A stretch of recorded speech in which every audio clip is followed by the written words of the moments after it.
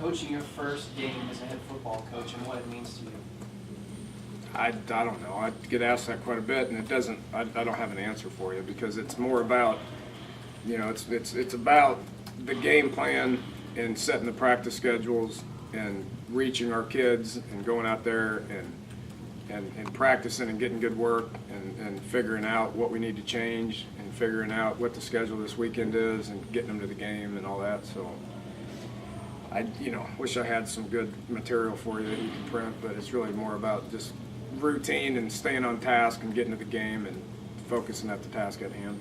Dan, you mentioned figuring out what makes guys tick as part of getting ready for a game. Mm-hmm. What part of your job is psychologist and what part is X's and O's, and where do you learn that? I mean, is it just a gut feeling? Trial and error, I guess. You make mistakes with some kids, there's no doubt, but that's just part of getting to know getting to know the whole team and getting a beat on the whole team, to where, one thing that, and one thing I'm huge about is just getting into a routine and just making it all, every week the same, because that eliminates a lot of distractions, but, you try to get them on course and you try to get them to the point to where they're peaking out at the end of the week and they're ready to go. Are there tip-offs that they're not? I mean, What's that? Are there tip-offs that they're not, or really are you kind of flying blind? Yeah, I mean, sometimes you see it and sometimes you don't identify it clearly, That's just part of the challenges that we face as coaches. What's Marshall do well? Well, based on that game last year that I watched, this is a big one for them. That's a challenging thing. They got a lot of returning guys on defense.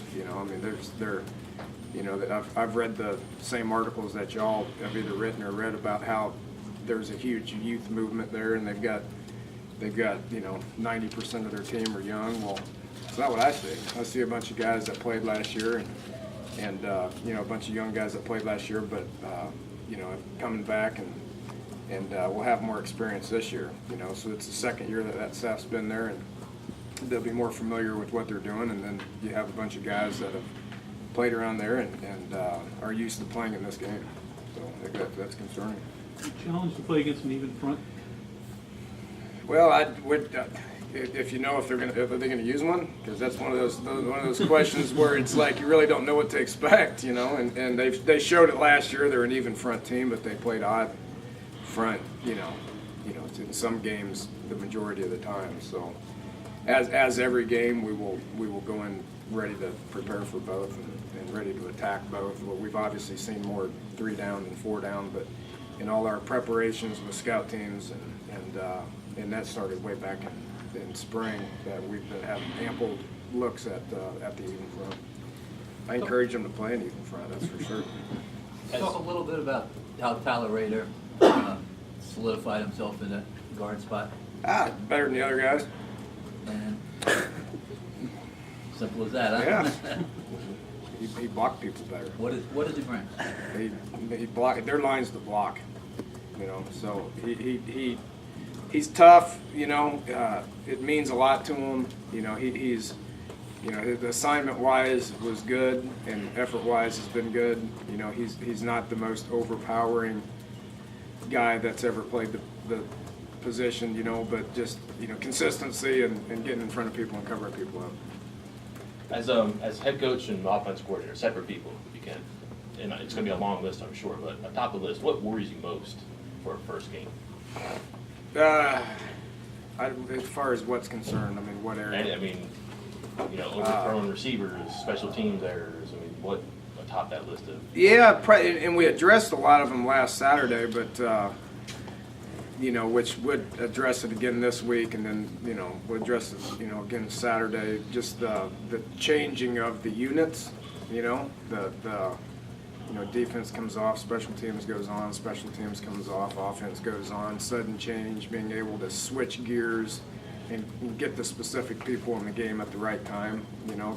That's always first game challenges. Pre-snap penalties, there's pre-game, there's first game challenges. Adjusting to the speed of the game is something that it'll be faster out there this Sunday than it has been in any practice. It's just the way it works. Probably those are the 3 things more than anything.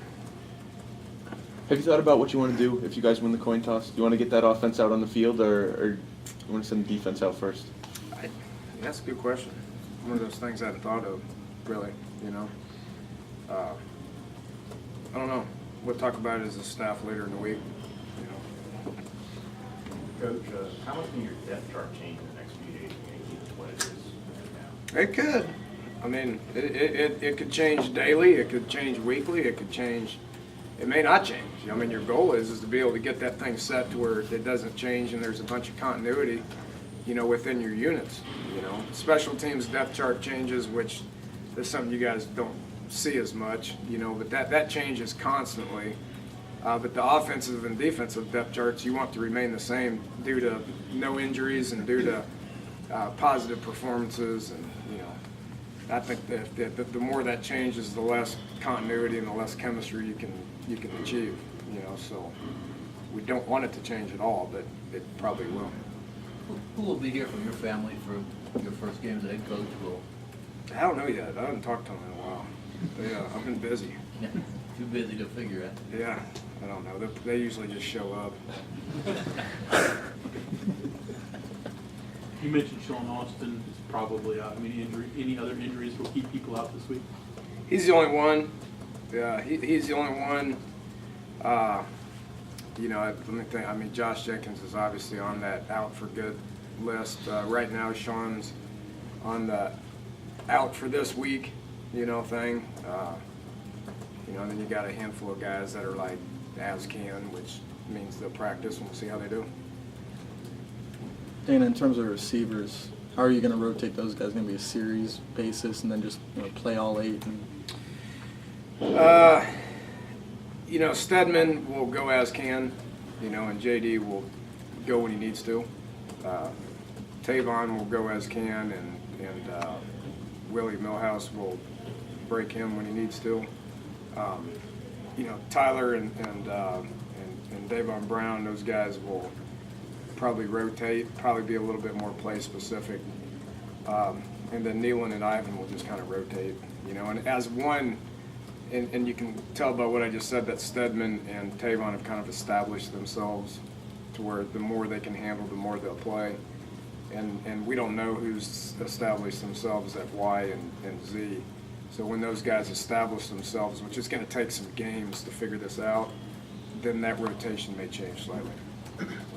When you say a guy can go as can, is it on them to tell you, hey, I need a break for a play, or is it on you guys to recognize them and say, he needs to come out? Both. You know, we keep our eye on it, and we lean on them if they're tired, get out. And if you don't pay attention to what we just said, we'll take you out. You know, and fix it to where we just rotate you. You know, so each guy's different. Like Blackman last year was able to play 95% of the reps. He just never got tired. You know. You know, other guys that I've coached go really, really, really hard, and therefore they get so exhausted they got to come out, you know, because them guys at 50% aren't as good as the number 2 guy at 100%. So it's a work in progress, and as you get into games, you get a better, firm understanding of it. Then which of your coaches will be up in the press box and which will be down on the sidelines? Shannon and Jake will be upstairs, and we'll have direct line with me and Robert Gillespie, and then Bill and Cash Dollar, his GA. Cash will be up, so him and Bill will have a direct line, you know, to where we can flip back and forth and talk, but they're kind of separate. And then defensively, same as it has been, you know, Kerlab and Dunlap upstairs, and Locke downstairs, and Jeff downstairs. And then Darren Roberts will be downstairs handling special team stuff. You gonna have a TV in the coach's box? Yeah, I think you can. That is a new rule this year. Who's I know gonna- we talked about it earlier. I'm not up there, so I ain't paying attention. Being allowed to watch it, are you gonna be able to rely on them more when it comes to challenging calls and things like that? Have you decided who's gonna be responsible for making that call and But sending it down to you? It all depends on how the footage is. You know, I mean, what the footage is and what the angle is. You know, you don't want to guess. It'd be interesting to see how that actually works. Dave, do you have